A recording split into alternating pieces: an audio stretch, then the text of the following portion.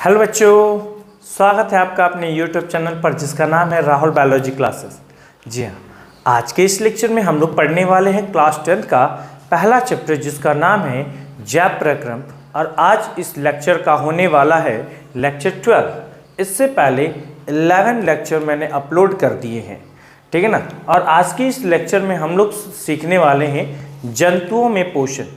जिस तरह से इसके प्रीवियस वीडियोस में हमने बात करी थी कि पौधे में पोषण कैसे होता है, पूरी तरह से हमने वहाँ डिस्कस कर लिया कि पौधे कैसे अपने लिए भोजन तैयार करते हैं। ये तमाम बातें हमने सीख ली थी, ठीक ना। और आज हम इस लेक्चर में सीखेंगे कि पौधा जो है वो तो करता ही है, लेकिन पौधे के अलावा जो एनिमल्स हैं वो एनिमल्स अपने लिए भोजन कैसे बनाते हैं या कैसे उनको मिलता है, ये अपने भोजन के लिए क्या क्या करते हैं। ये तमाम बातें इस टॉपिक में हम लोग सीखने वाले हैं। तो चलिए स्टार्ट करते हैं अपने सेशन को। चलिए, तो जैसा कि आप लोग देख रहे हैं, ठीक है, कि पहला हेडिंग ही बना रखा है मैंने, जंतुओं में पोषण। देखो, सबसे पहली चीज़ तो आपको यहाँ पर ये याद रखनी है कि परपोषी जीव किसे कहते हैं। तो जितने भी जीव हैं, जितने भी एनिमल्स हैं, वे सभी के सभी एनिमल्स जो होते हैं अपने भोजन के लिए, किसके लिए? अपने भोजन के लिए वो दूसरे के ऊपर डिपेंड करते हैं, दूसरे जीवों के ऊपर निर्भर करते हैं। उसे हम क्या कहते हैं? परपोषी कहते हैं। ऐसे जीव जो अपने भोजन के लिए दूसरे जीवों पर डिपेंड करते हैं उसे हम परपोषी कहते हैं। और परपोषी जो होता है वो 3 टाइप का होता है। कितने टाइप का होता है? 3 टाइप्स का होता है। पहला होता है मृतजीवी, दूसरा होता है परजीवी और तीसरा होता है प्राणी संपोषी। पहला कौन है? बोलो। मृतजीवी, दूसरा परजीवी और तीसरा प्राणी संपोषण। अब सवाल है कि मृतजीवी किसे कहते हैं, इसके बारे में हम लोग डिटेल से स्टडी करेंगे। फिलहाल मैं इन तीनों का डेफिनेशन बता देता हूँ फिलहाल, ठीक है। इन तीनों का मतलब क्या होता है? मृतजीवी उसे हम कहते हैं जो अपने भोजन के लिए मरे हुए पेड़ पौधे या मरे हुए जीव जंतुओं के शरीर से अपना भोजन ग्रहण करता है, उसे हम मृतजीवी कहते हैं। और इसे हम डीकम्पोजर के नाम से भी जानते हैं। इसे हम किस नाम से जानते हैं? डीकम्पोजर के नाम से, यानी कि अपघटक के नाम से भी जानते हैं। और इसके एग्जाम्पल में आ जाते हैं बैक्टीरिया। जितने भी बैक्टीरिया होते हैं वे सभी किस में आ जाते हैं? इसमें आ जाते हैं। क्लियर है यहाँ तक? दूसरा, अब बात करेंगे परजीवी। सवाल है परजीवी किसे कहते हैं, है ना। ऐसे जीव जो अपने भोजन के लिए दूसरे जीवों के शरीर में या शरीर के ऊपर रहकर अपना भोजन ग्रहण करता है, उसे हम क्या कहते हैं? बताओ। उसे हम परजीवी कहेंगे। जैसे आप कहोगे परजीवी शरीर के ऊपर या शरीर में रहकर। जैसे आपने सुना होगा कि पेट में जोक हो गया है। क्या सुना होगा? पेट में जोक हो गया। तो पेट में जोक हो जाना ये क्या है? परजीवी है, क्योंकि ये शरीर के अंदर रहता है। बहुत सारे ऐसे माइक्रो ऑर्गेनिज्म है, बहुत सारे ऐसे सूक्ष्मजीव हैं जिनकी वजह से हमारे शरीर में रोग होता है। और ऐसे सूक्ष्मजीव हमारे शरीर के भीतर जाकर न्यूट्रिशन गेन करते हैं, उसको हम क्या कहते हैं? परजीवी कहते हैं। लेकिन ये कैसे परजीवी हैं? ये परजीवी 2 टाइप के होते हैं। एक होता है अंतः परजीवी और एक होता है बाह्य परजीवी। तो अगर अंतः परजीवी की बात करें तो अंतः परजीवी की बात करें तो अंतः परजीवी का मतलब क्या होता है कि जब कोई परजीवी किसी दूसरे जीव के शरीर में रहकर, शरीर के अंदर रहकर अपना भोजन ग्रहण करेगा तो उसे हम क्या बोलेंगे? अंतः परजीवी। लेकिन यही जो है हम कहेंगे कि शरीर के बाहर या शरीर के ऊपर रहकर अपना भोजन ग्रहण कर रहा है कोई जीव, तो उसे हम क्या कहेंगे? उसे हम कहेंगे बाह्य परजीवी। जैसे आपने देखा हुआ ढील क्या होता है? हमारे माथे पे रहता है, ठीक है। तो शरीर के ऊपर हो गया कि नहीं हो गया? हो गया ना। तो ये चीज़ हो गया। प्राणी संपोषी किसे कहेंगे? तो प्राणी संपोषी की हम बात करें तो प्राणी संपोषी का एग्जाम्पल में आता है, या कह सकते हो ऐसे जीव जो अपने भोजन के लिए ठोस और तरल दोनों ही रूप में अपना भोजन ग्रहण कर सकता है, उसे हम क्या बोलते हैं? प्राणी संपोषी बोलते हैं। तो फिलहाल हमको यहाँ पर ये पढ़ना है इस टॉपिक में सॉरी, ये पढ़ना है कि अमीबा में पोषण क्या से होता है। क्या पढ़ना है? अमीबा में पोषण कैसे होता है। चलिए यहाँ पे देखेंगे। सबसे पहले ये देख लो कि अमीबा में जो है पोषण, तो अमीबा में पोषण की अगर हम बात करें तो सबसे पहले हम अमीबा के बारे में जान लें कि अमीबा है क्या। तो याद रखना, अमीबा जो है वो एक सरल प्राणी संपोषी जीव है। अब मैंने प्राणी संपोषी कहा है, तो इसका मतलब अमीबा एक ऐसा जीव होगा जो ठोस और तरल दोनों ही अवस्था में भोजन ग्रहण करता है। अब खास बात यहाँ पर एक चीज़ देखना, ये मान लो अमीबा है, ठीक है, ये अमीबा है। अगर अमीबा अपना फूड, ये मान लो अमीबा है और अमीबा का ये क्या है, फूड है, और ये फूड अगर लिक्विड फॉर्म में हुआ, फूड अगर किस फॉर्म में हुआ, लिक्विड फॉर्म में हुआ, और तब ये शरीर के अंदर जा रहा है अमीबा के, तो इस प्रोसेस को हम लोग बोलते हैं पिनोसाइटोसिस। क्या बोलते हैं, पिनोसाइटोसिस कहते हैं। लेकिन अगर यही फूड अगर सॉलिड हुआ, यही फूड अगर क्या हुआ बाबू, सॉलिड के रूप में अमीबा जब गेन करता है, तो उसे हम क्या बोलते हैं, फैगोसाइटोसिस। क्या बोलेंगे, फैगोसाइटोसिस। क्या बोलेंगे, फैगोसाइटोसिस। ये खास बात आपको याद रखनी है। और क्लियर है यहाँ तक आपको आई होप समझ में आ गया होगा। तो यहाँ पर आप डायग्राम में देख रहे हो कि अमीबा जो है वो अपना भोजन लिक्विड फॉर्म में भी गेन कर रहा है और सॉलिड फॉर्म में भी गेन कर रहा है। जब वो लिक्विड फॉर्म में गेन करता है तो उस प्रोसेस को हम कहते हैं पिनोसाइटोसिस, और जब वो फूड फॉर्म में, सॉलिड फॉर्म में फूड को गेन करता है तो उसको हम बोलते हैं फैगोसाइटोसिस। बात इतनी है और समझ में आ गई होगी। चलिए, तो अमीबा कैसा जीव है ये भी हमने देख लिया। सर अमीबा जो है वो एक सिंपल और प्राणी संपोषी जीव है। ये कहाँ पाए जाते हैं, सर ये मृदु जलीय में पाए जाते हैं। कहाँ पाए जाते हैं, मृदु जल में। मृदु जल का मतलब क्या होता है, मृदु जल का मतलब होता है नदी पानी का तालाब, है ना, नदी तालाब का पानी में ये देखने को मिलता है। इनकी संरचना एक कोश की होती है, ये मल्टी सेलुलर नहीं होती अमीबा। कैसे होते हैं, एक कोशिका के बनी होते हैं, और इसी एक कोशिका के भीतर क्या होती है, सारी क्रियाएं होती हैं, जितनी भी जैविक प्रक्रम है ना वो सभी इस कोशिका के भीतर संपन्न होती है। ठीक है, इनमें श्रम विभाजन पाया जाता है। तो इनमें नहीं, जितने भी एक कोश की जीव है ना उन सभी एक कोश की जीव में श्रम विभाजन देखने को मिलता है। अब कहोगे श्रम विभाजन क्या है, तो देखो जैसे एक सेल है, जैसे यूकैरियोटिक सेल, आपने अमीबा को ही मान लो, ठीक है ना, तो बहुत सारे सेल होता है, या कोई भी यूकैरियोटिक सेल जिसके अंदर बहुत सारे सेल और ऑर्गेनली है। तो जैसे एनर्जी का प्रोडक्शन का काम करना हुआ तो कौन करेगा, माइटोकॉन्ड्रिया करेगा। अगर मुझे प्रोटीन बनाना है तो कौन बनाएगा, राइबोसोम बनाएगा, है ना। सेल को पूरा, सेल के अंदर का पूरा मेटाबॉलिज्म को कंट्रोल करना है, कौन करेगा, न्यूक्लियस करेगा। तो इस तरह से हम क्या देखते हैं कि सेल के अंदर जितने भी एक्टिविटीज़ हैं, हर काम को कोई ना कोई सेल ऑर्गेनल अपने अपने में बांट रखा है, जिसको हम लोग श्रम विभाजन कहते हैं।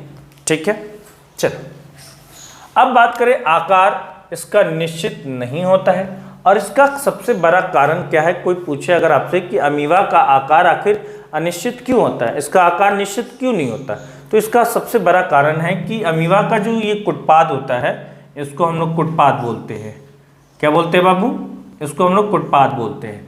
तो कुटपाद लगातार बनता और टूटता रहता है, जिसके कारण इनकी, इस अमीबा का आकार जो होता है वो निश्चित नहीं रहता है। और सबसे बड़ी चीज़, अमीबा में पोषण के लिए कोई विशेष रचना भी नहीं होती है। तो अमीबा कैसे भोजन ग्रहण करेगा, जब कोई विशेष रचना है ही नहीं तो अमीबा भोजन ग्रहण कैसे करेगा, बताओ।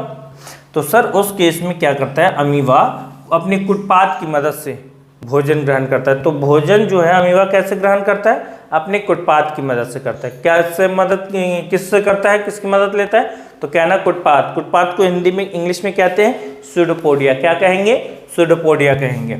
चलो बात इतना दूर तक समझ में आ गया होगा। अगर इतना दूर तक समझ में आ गया तो अगला टॉपिक जो है हमारा क्या है, अमीबा का भोजन। अमीबा खाता क्या है, तो याद रखना है अमीबा जो है शैवाल के छोटे छोटे टुकड़ों को खाता है, जीवाणु को खाता है। डायटम, सर डायटम क्या है, तो आप कहेंगे डायटम सर एक तरह का क्या है, शैवाल है। क्या है, शैवाल है।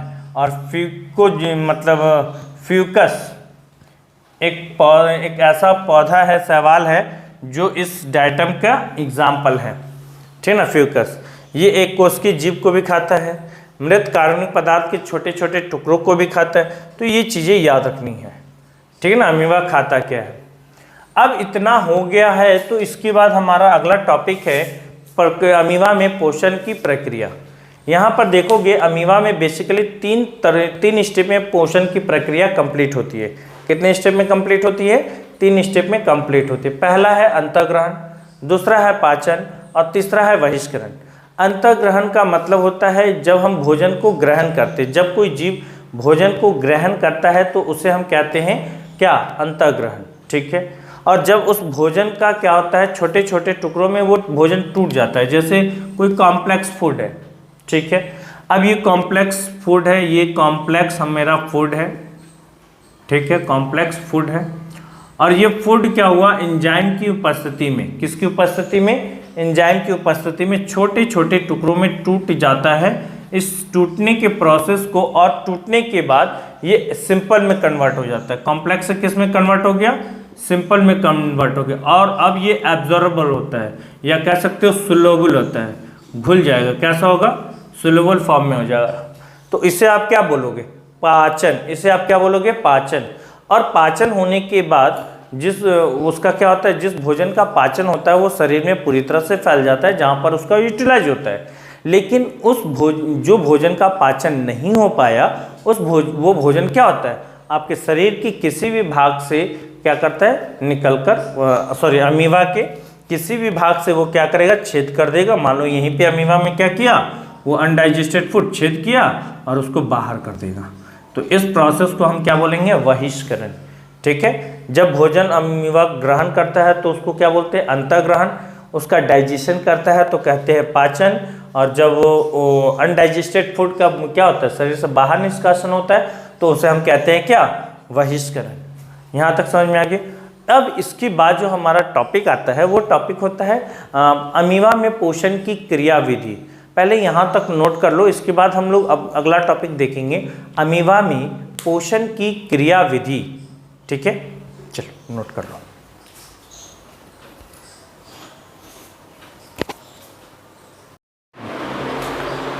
चलो, तो अभी आपने देखा कि अमीबा का भोजन क्या है, ठीक है ना, अमीबा के पोषण की क्रियाविधि क्या है। अब हम टॉपिक को स्टार्ट करेंगे, क्या है, और उस टॉपिक का नाम होगा, उस टॉपिक का नाम है अमीबा में पोषण ग्रहण करने की क्रियाविधि। अमीबा में पोषण की क्रियाविधि कैसे होती है, अमीबा अपना भोजन कैसे ग्रहण करता है। ठीक है, टॉपिक समझ में आ गई।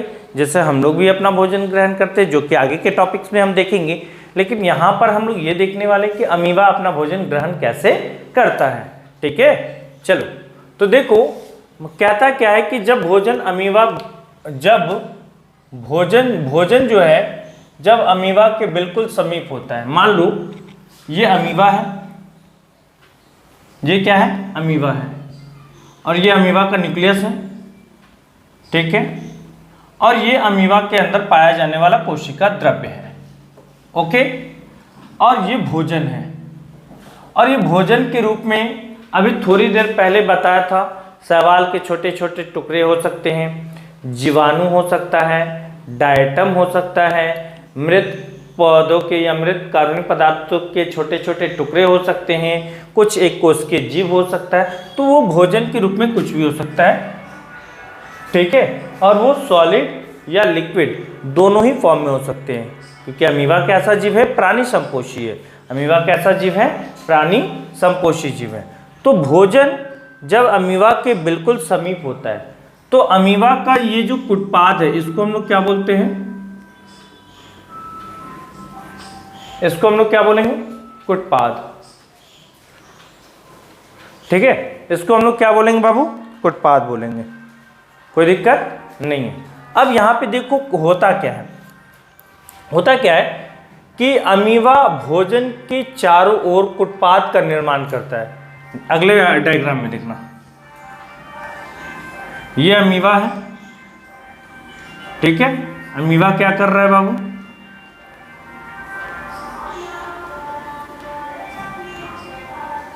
ठीक है, इस भोजन के चारों ओर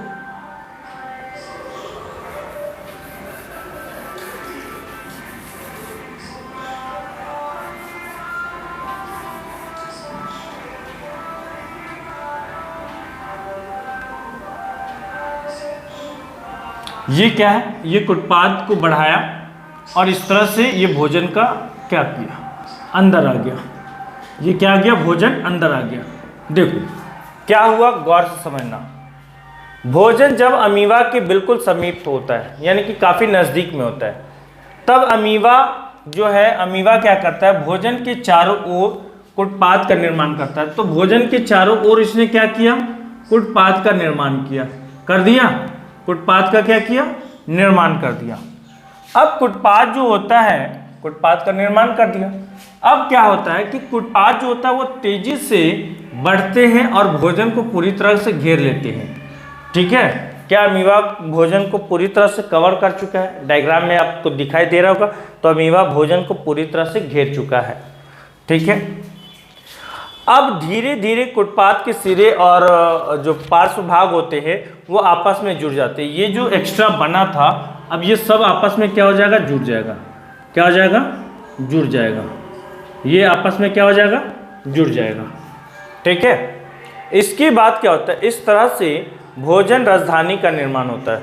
अब यहाँ पर जैसे ही अमीबा के अंदर भोजन आया, गौर से देखना, जब अमीबा के अंदर यहाँ पर भोजन की एंट्री हुई तो अब इस अंदर क्या निर्माण हो जाएगा? भोजन राजधानी। इसको हम क्या बोलेंगे? भोजन। ठीक है, इसको हम लोग बोलेंगे भोजन रसधानी। क्या बोलेंगे? भोजन रसधानी। और इसी भोजन रसधानी के पास होता है डाइजेस्टिव एंजाइम। क्या हो जाएगा? डाइजेस्टिव एंजाइम होगी। क्या होगी? डाइजेस्टिव एंजाइम होगी, जो इस भोजन को डाइजेस्ट करने में मदद करेगा। क्या मदद करेगा? भोजन को डाइजेस्ट करने में मदद करेगा। और ये उसके अंदर जो कोशिका द्रव्य है वो कोशिका द्रव्य होगा। तो यहाँ पर क्या बोल रहा है कि इस तरह से जब भोजन अमीबा के अंदर आता है तो किसका निर्माण होता है? भोजन राजधानी का निर्माण हो जाता है। किसका निर्माण हो जाता है? भोजन राजधानी का निर्माण हो जाता है। क्लियर है यहाँ तक? चलो, इसके बाद और इस भोजन में होता क्या है? देखो, जिसमें भोजन तो होता ही है, भोजन के साथ साथ क्या होगा? इस भोजन राजधानी में जल भी होगा। भोजन राजधानी में भोजन के अलावा क्या होता है? जल भी मौजूद होते हैं। भोजन राजधानी में भोजन के अलावा जल भी उपस्थित होते हैं। ठीक है, इतनी बातें समझ में आ गई। इतनी बातें हमने यहाँ तक ये सीखा। जब अमीबा भोजन के काफ़ी नज़दीक होता है तो अमीबा का जो कुटपाथ होता है वो तेज़ी से अपने कुटपाथ को भोजन को ये चारों ओर बढ़ाता है और धीरे धीरे उसको कवर कर लेता है। इस तरह से भोजन अमीबा के अंदर आ जाता है और भोजन राजधानी का निर्माण हो जाता है। इस भोजन राजधानी में पाई जाती है भोजन और जल भी पाए जाते हैं। और साथ ही साथ भोजन को डाइजेस्ट करने के लिए कुछ डाइजेस्टिव एंजाइम भी यहाँ देखने को मिलता है। ठीक है, अब क्या होता है? जो भोजन का पाचन होता है वो भोजन राजधानी में एंजाइम के द्वारा होता है, जैसा कि अभी मैंने बताया है ना। भोजन का पाचन कहाँ होता है? भोजन राजधानी में ही एंजाइम के द्वारा होता है। जबकि पचा हुआ जो भोजन होता है, मान लो इस भोजन का जो भोजन है वो भोजन क्या हो चुका है? पच चुका है। जिस भोजन का डाइजेशन हो चुका है वो भोजन क्या होगा? अमीबा में ये पूरी तरह से फैल जाएगा। अमीबा के अंदर शरीर के हर एक भाग को मिलना शुरू हो जाएगा। ठीक है, जिस भोजन का पाचन हो चुका है उनका। लेकिन अब यहाँ पे कह रहा है ना, पूरे कोशिका द्रव्य में क्या होता है? पहुँच जाता है और वहाँ से शरीर फिर समूचे शरीर में चला जाता है। क्लियर? अमीबा में जो भोजन, एक बात याद रखना, अमीबा में अपचे भोजन को शरीर से बाहर निकालने के लिए कोई निश्चित स्थान नहीं होता।